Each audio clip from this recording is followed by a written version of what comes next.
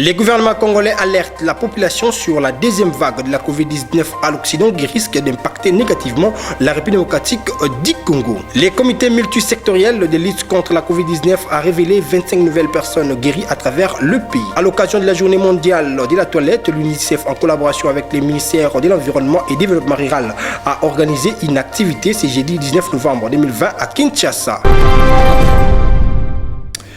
Merci de nous avoir choisis pour vous informer, mesdames et messieurs. Bienvenue dans cette nouvelle session d'information. Dans l'actualité, le Premier ministre Sylvestre Ilunkamba a échangé le mercredi 18 novembre 2020 avec les gouverneurs des provinces. Suivez les comptes rendus faits par Jean-Tiningo Bilambaka. Le gouverneur de province avait demandé au Premier ministre de leur accorder une audience. Et le Premier ministre l'a fait avec beaucoup de promptitude. Nous lui remercions. Il y a plusieurs questions qui ont été abordées. Il y a des questions d'ordre général, aussi d'ordre spécifique. Pour les questions d'ordre général, il s'agit de frais de rétrocession qui n'arrivent pas depuis plus de 15 mois et aussi des frais de fonctionnement et pour lesquels nous accusons des arriérés de plus de 10 mois. Et le Premier ministre nous a rassuré que dans les jours qui viennent, il pourra donc résoudre tous ces problèmes. Et pour des problèmes d'ordre spécifique, il a aussi répondu. Il nous a fait voir la difficulté dans laquelle se trouve le gouvernement actuellement. Et nous sommes conscients que les difficultés sont de taille, mais nous espérons que dans les jours qui viennent, nos problèmes seront résolus. Chaque province a ses propres problèmes, pour lesquels d'ailleurs les différents collègues ont exprimé directement auprès du Premier ministre. Des problèmes de sécurité dans les touris, il y a des problèmes des orpailleurs au niveau de la province de Haut-Ouélé, et puis il y a des problèmes des phonères, il y a des problèmes d'ordre sécuritaire aussi qui ont été posés directement au Premier ministre. La deuxième vague de Covid-19 à l'Occident risque d'impacter négativement la République démocratique du Congo. Une réunion a été présidée par le Premier ministre Sylvestre Ilunkamba sur l'évaluation de la riposte à cette pandémie en République démocratique du Congo. Suivez le porte-parole du gouvernement, David Jolno Makelele. Le Premier ministre a tenu à réunir les membres du comité multisectoriel de la riposte à la Covid-19 et d'autres services qui sont concernés par cette problématique pour faire le point par rapport à ce qui avait été dit à la réunion de lundi passé.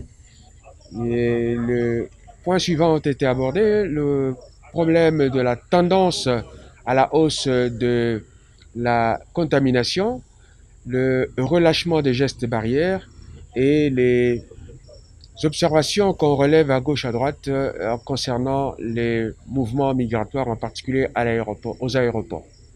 S'agissant de la montée de contamination, il a été démontré par les intervenants scientifiques, médecins, en particulier le professeur Mouyembe, que cette tendance est véritablement à la hausse et elle est dangereuse parce qu'elle peut émaner de la deuxième vague qui prévaut actuellement en Occident et dans l'Orient.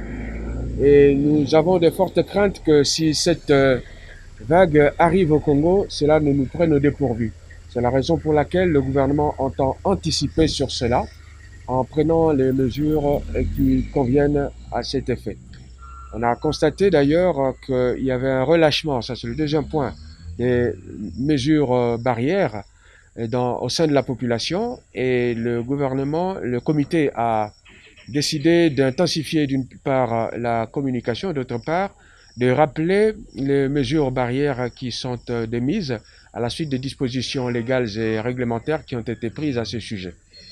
En ce qui concerne les problèmes des voyageurs, il a été question du coût des tests qui sont opérés à l'arrivée et de la problématique du temps d'attente à l'aéroport pour assurer justement cette ces tests.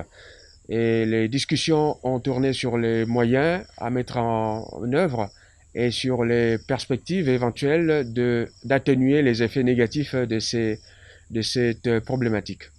Et il a été décidé enfin que cette réunion se poursuive le vendredi avec des mesures concrètes qui seront annoncées et qui diront la détermination du gouvernement à faire face à la nouvelle situation et à la nouvelle vague. Les comités multisectoriels de lutte contre la pandémie du coronavirus en République démocratique du Congo, dans son bulletin de la situation épidémiologique du mercredi 18 novembre 2020, révélé 25 nouvelles personnes déclarées guéries à travers le pays. Suivez plus des commentaires dans cet élément de Sarah Kindela. 25 nouvelles personnes ont été déclarées guéries, dont 15 à Kinshasa, 8 au Nord Kivu et 2 dans le Haut-Uélé. Cependant, aucun cas de décès n'a été enregistré sous le 323 échantillons testés le mercredi 18 novembre dernier. Les bulletins de la situation épidémiologique renseignent que 90 nouveaux cas de contamination ont été confirmés, dont 84 à Kinshasa, 4 au Lualaba et 2 dans le Haut-Katanga. Depuis le début de la pandémie, le cumul de cas est de 12 008, dont 12 007 cas confirmés et 1 cas probable. Les provinces touchées sont Kinshasa, Nord Kivu, Congo central, Haut-Katanga, Sud Kivu, Ituri, Lualaba, Haut-Uélé, Chopo, Nord Ubangi, Kwilu, Tanganyika, Bas-Uélé, Kasai oriental, Maniema, Olomami, Kasai central, Kwango, Chouapa. Au total, il y a eu 323 décès, 322 cas confirmés, 1 cas probable et 11 215 personnes guéries. Le ministre de la Santé, le Dr Etienne Ilongondo, s'est entretenu ce jeudi 19 novembre 2020 dans son cabinet de travail avec une délégation de médecins RIS conduite par l'ambassadeur de la Russie en République démocratique du Congo. Ginelle Pezo pour plus de précisions. Les questions liées à la coopération RDC-Russie dans le domaine de la lutte contre la maladie infectieuse étaient au menu des entretiens ce jeudi 19 novembre à Kinshasa entre le ministre de la Santé, le Dr Etienne Ilongondo, accompagné du chargé de mission du chef de l'État, Patrick Nkongo, avec une délégation de médecins russes conduite par l'ambassadeur russe accrédité en République démocratique du Congo. Pour ce qui est de l'essentiel de la rencontre, l'ambassadeur russe s'est exprimé en ces termes. L'objet de notre visite, c'est le renforcement de coopération entre la Russie et la RDC dans le domaine de la lutte contre les maladies dangereuses, avec tous les défis que nous rencontrons aujourd'hui. Nous avons discuté avec Monsieur le ministre les questions liées à la livraison des équipements de laboratoire à votre pays. Ça permettra de déployer dans votre pays un laboratoire pour les diagnostics, le travail de diagnostic. Outre ça, nous avons discuté la question de formation des spécialistes dans le domaine de la médecine, dans le domaine de la lutte contre les maladies. Et nous sommes prêts à partager nos connaissances avec nos collègues congolais. Il s'est dénoté que les partenariats entre la République démocratique du Congo et la Russie s'inscrivent dans le cadre de l'accord de coopération signé lors du premier sommet Russie-Afrique tenu à Sochi au mois d'octobre 2019 dans le domaine de la santé. Dans le même registre, le plan stratégique du processus de la couverture sanitaire universelle 2020 à 2030 a été présenté au ministre de la Santé, le docteur Etienne Ilongondo, par le coordinateur de la direction d'études et planification. C'était le jeudi 19 novembre 2020 à Kinshasa.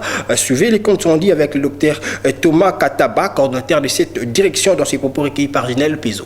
Aujourd'hui, nous sommes venus faire la restitution à leurs excellences du processus de la couverture sanitaire universelle en RDC.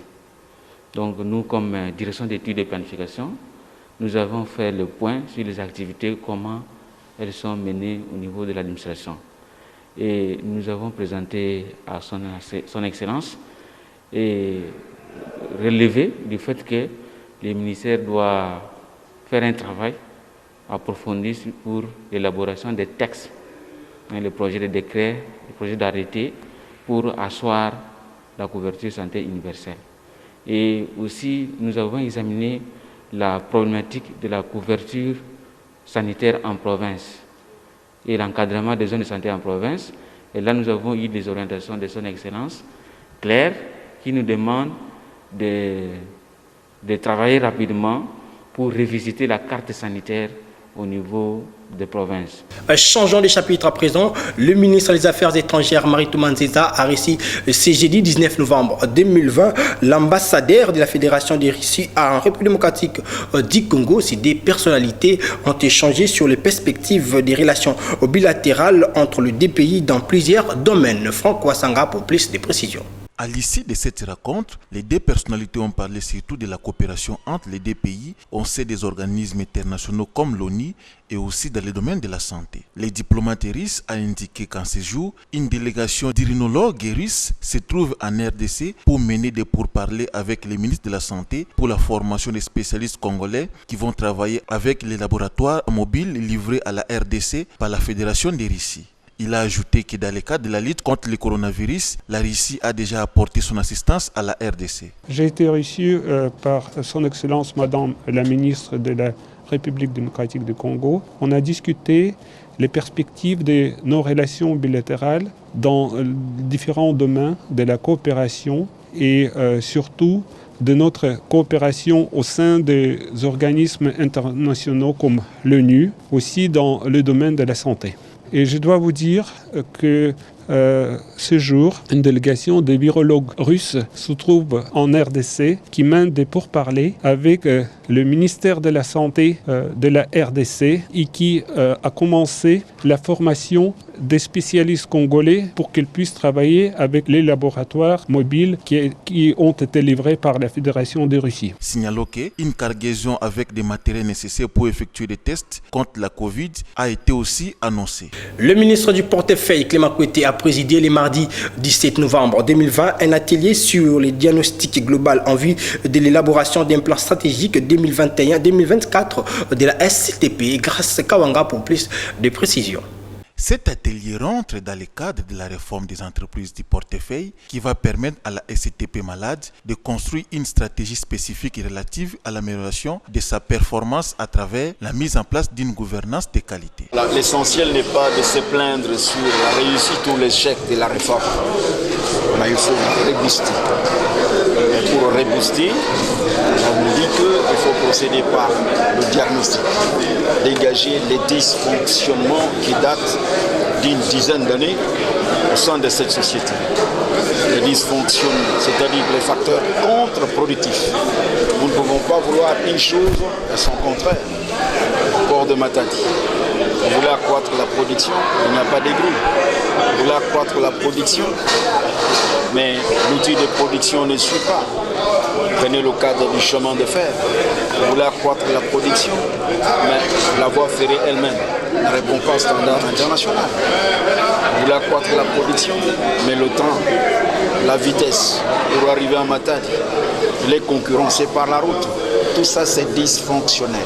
C'est vouloir réussir en pensée. Présenté par un cabinet d'expertise, Groupe Diagnostic Consulting, ce rapport a porté essentiellement l'état des lieux de la SCTP en opéra et diagnostic des fonctions transversales, à savoir l'activité portuaire, l'activité ferroviaire, la logistique terrestre, les transports fluvial, les chantiers navals ainsi que l'organisation sociale. Nous voulons accompagner humblement l'État de la RDC dans l'amélioration des performances de toutes les entreprises du secteur public.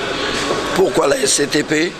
Vous savez, il y a les sociétés qu'on appelle les structurantes.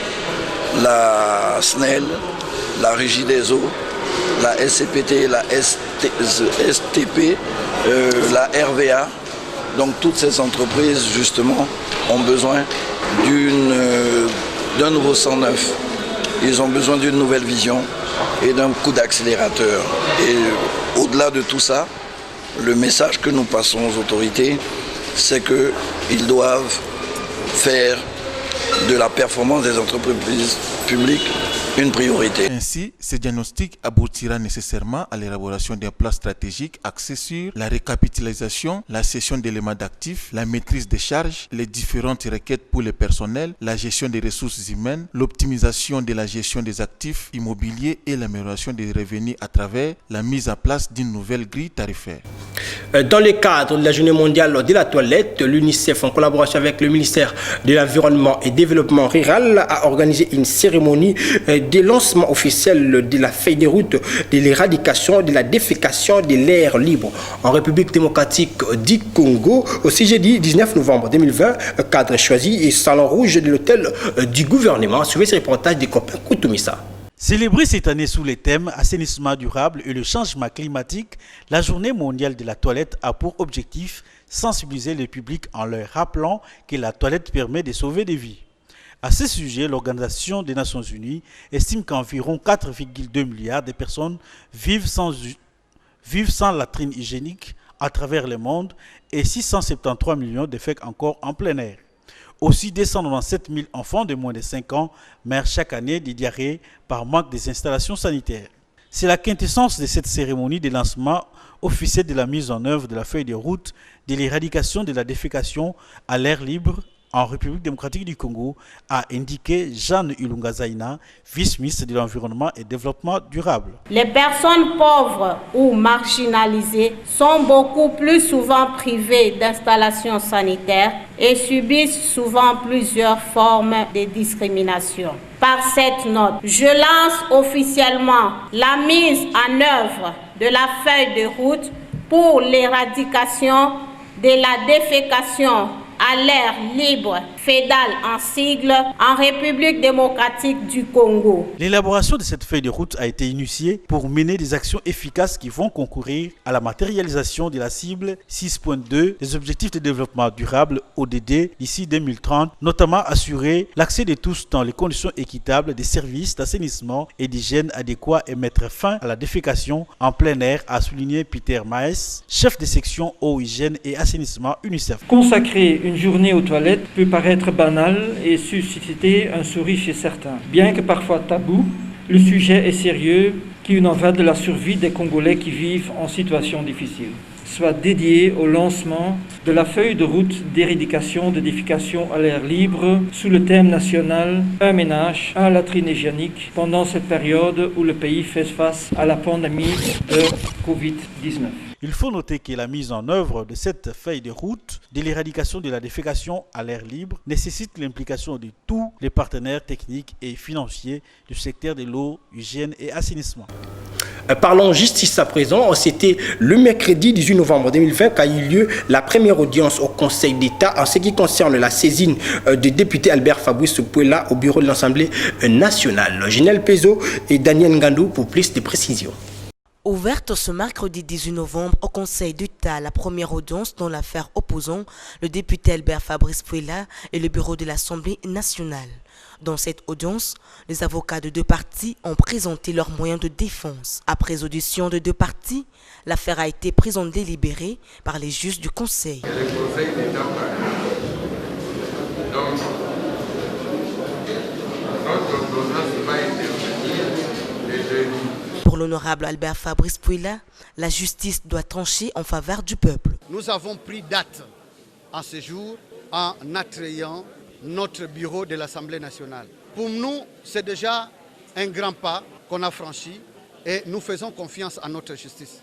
Les faits sont clairs. Vous avez vu comment les collectifs de l'autre côté étaient en difficulté de prouver qu'ils ont eu à présenter les rapports de gestion de l'Assemblée nationale. Parce que les dispositions légales, les dispositions de notre règlement intérieur sont claires. Il ne s'agit pas de déposer, mais de présenter les rapports de la gestion de l'Assemblée nationale dans les 30 jours. Faute de le faire, le bureau est réputé démissionnaire. Présents à l'audience, quelques députés et avocats ont donné leur point de vue. Sinon, quant à nous, nous constatons les faits tels que Pouela a estimé que le bureau de l'Assemblée nationale n'a pas rendu public les rapports financiers dans les délais requis par leur propre règlement d'ordre intérieur et que le bureau de l'Assemblée nationale a répliqué devant le Conseil d'État en disant que ces rapports avaient été bien évidemment publiés, que c'est a été Pouela qui a séché dans les plénières, qui ne venait pas. C'est pourquoi il n'est pas au courant de cette plénière qui a rendu public les rapports financiers de l'Assemblée nationale. Pourquoi dans ce pays on ne démissionne pas? Il fallait passer, ce n'est pas passé par la plénière, c'est l'article 139, on n'est pas passé par là. Et les juristes aussi, ça c'est un problème. Le droit n'a pas à attendre aux étudiants ou aux professionnels comment contourner les tests. Pour rappel, Albert Fabrice Pouela, l'élu du Congo central, avait saisi le Conseil d'État après avoir constaté la violation du règlement d'ordre intérieur qui prévoit le dépôt dans le délai de rapport financier par le bureau de l'Assemblée nationale après la session de mars. L'inspecteur général des finances a rendu public le mercredi 18 novembre 2020 les conclusions des enquêtes des parcs agro-industriels de Boukangalonzo. Pour l'inspecteur général des finances, l'échec de ces projets était déjà planifié. Suivez. Cause du débâcle financier de ces projets. Les résultats obtenus par l'inspection générale des finances peuvent être résumés de la manière suivante. Montant décaissé par les trésors publics, 285 millions de dollars. Situation actuelle du projet, 80 millions de dollars, dont 40 millions pour la station électrique. Montant perdu par l'État, 205 millions de dollars. Cause de ce débâcle, l'inspection générale des finances constate que l'échec de ce projet était déjà planifié dans sa conception. Deuxième élément, les marchés avec les partenaires non expérimentés et qui n'évoluent même pas dans le secteur agricole, et ce marché a été passé de gré à gré. Troisième élément à la base du débâcle, une surfacturation en moyenne de 1 à 10 pour l'acquisition des équipements et des intrants agricoles. Quatrième cause du débâcle, 80% des paiements surfacturés ont été logés dans un compte se trouvant en Afrique du Sud où les complices se retrouvaient régulièrement pour se partager les butins. Cinquième élément, surfacturation présumée des travaux de soutirage de l'électricité sur la ligne Inga à 40 millions de dollars avec un trop paiement de 2 millions de dollars.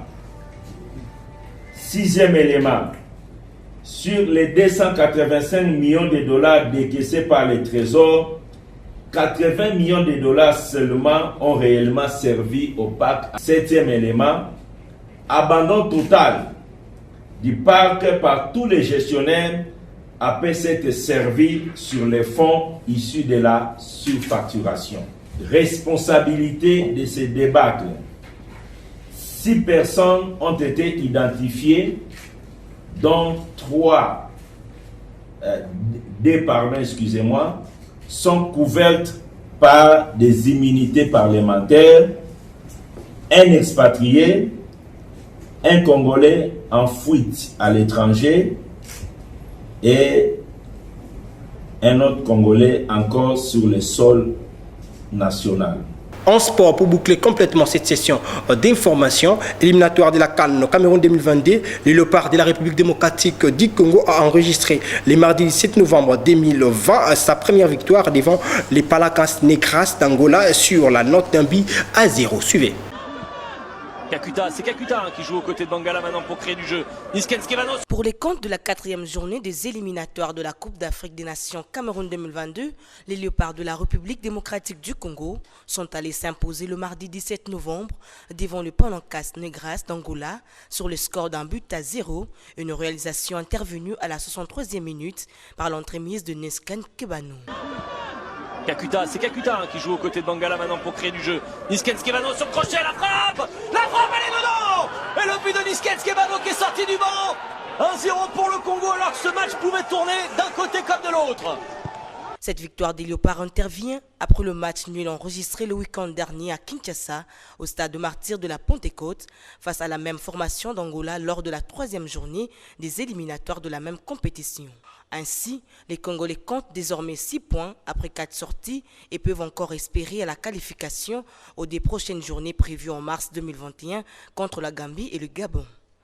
Et cette victoire des Léopards a occasionné des diverses réactions de la part des amoureux du ballon rond. Match à lobby vraiment est très bien pour les Congolais. Objectif est d'aller gagner match à lobby. Donc pour le reste, le match Etikali Gambie, tout continue toujours comme ça la fort pour que tu gagnes Gambie awa et Gabon kuna to kende to ça le résultat moya bien. Na féliciter d'abord notre coach Singi Bembe par rapport à plateforme et équipe na à Salaki. En tout cas c'était bien passé par rapport il y a classement na ye o ya Tchaki na attaque, il y a Bolas et puis na Bakambu. J'avais trouvé un peu du mal par rapport à Kobete et Bakambu na Bolasi. Donc il a fallu maintenant tous un peu na technicien moko wana azala pour ameka un peu ko provoquer ba action. Pour rappel, les Léopards se classent 3e du groupe D avec 6 points derrière le Gabon et la Gambie qui sont en ex-aequo avec 7 points. Et enfin, l'Angola ferme la marche avec une unité en raison de 4 matchs livrés. Kakuta qui joue aux côtés de Bangala maintenant pour créer du jeu. Niskens Kevano sur crochet, la frappe. Fin de cette session d'information, tout d'abord appelons les titres. Les gouvernements congolais alertent la population sur la deuxième vague de la Covid-19 à l'Occident qui risque d'impacter négativement la République démocratique du Congo. Les comités multisectoriels de lutte contre la Covid-19 a révélé 25 nouvelles personnes guéries à travers le pays. À l'occasion de la journée mondiale de la toilette, l'UNICEF en collaboration avec les ministères de l'Environnement et Développement rural a organisé une activité ce jeudi 19 novembre 2020 à Kinshasa. C'est ici que prend fin cette session d'information. Si vous avez aimé, dites merci à Junior Twindele qui a assuré cette édition, assisté techniquement par Frédéric Otamambata et Guilain Mayamba. Prenez soin de vous car chaque jour est une vie. Au revoir. Vous pouvez suivre cette émission en rediffusion quand vous voulez, où vous voulez, sur www.dab.video. Dab.video, le divertissement congolais.